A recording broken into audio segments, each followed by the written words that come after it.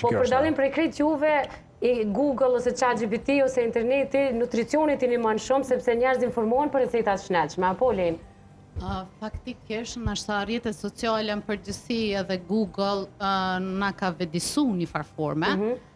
Po ne e thom çdo herë, edhe prapë përsëriti që orientimi është shumë i gabuar, për shkak që çdo herë bazohem ata që përcjellin më shumë rrjetet sociale dhe që i besojnë, rrjetet sociale bazohen te modelet shembull. Për shembull, një modele, një influencere, reklamon një çaj, pajtonam ato doktor Vitari që tha lexon edhe thot për shembull çka me përdor, realisht ai ka nevojë se kjo ka ardhur deri dikon.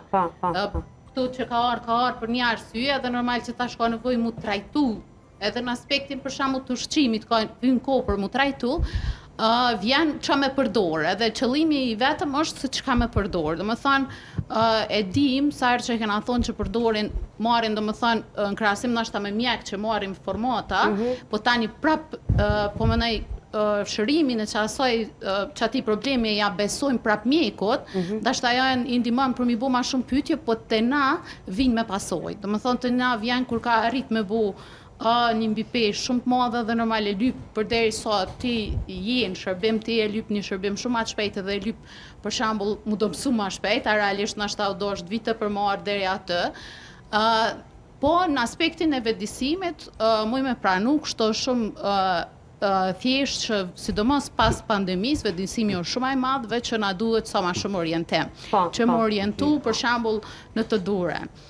Besoj që doktor Flamuri më shumë ti i ka nashta ankesat e këto kërkesat e njëjta, se cilin çaj me përdor ose edhe nëse referon një terapi, thot jo s'pe marr se jam të përdor çaj.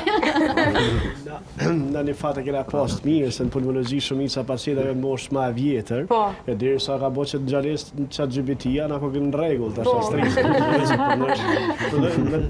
realisht në procedura diagnostike, përdorimi i inteligjencës artificiale ka bën një revolucion. Në vendet e zhvilluara, po edhe te na. Sidomos në interpretimet radiologjike, në konsultimet e ndryshme, inteligjenca artificiale, po flas për neve si profesionistë, por edhe për vetë pacientët, ka pas një lehtësim shumë të madh të informimit, në shumicën e rasteve të mirë, ka disa raste edhe të informimit gabum, mirë po ne jemi aty për me dha informatën e ka qenë në saktë apo e gabuar, se cilës i beson pacienti është prapë drejtë e tij, apo mjekut apo inteligjenca artificiale.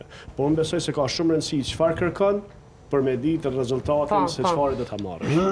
Kjo është si çdo sen me kanar, domethënë edhe bukur ham ato kem kapacitet me mbajt lukthi jonë ose kur pi ujë, se kur çdo gjë është e provuar është e dëmshme, edhe senet e shnetshme janë dëmshme kur të provohen.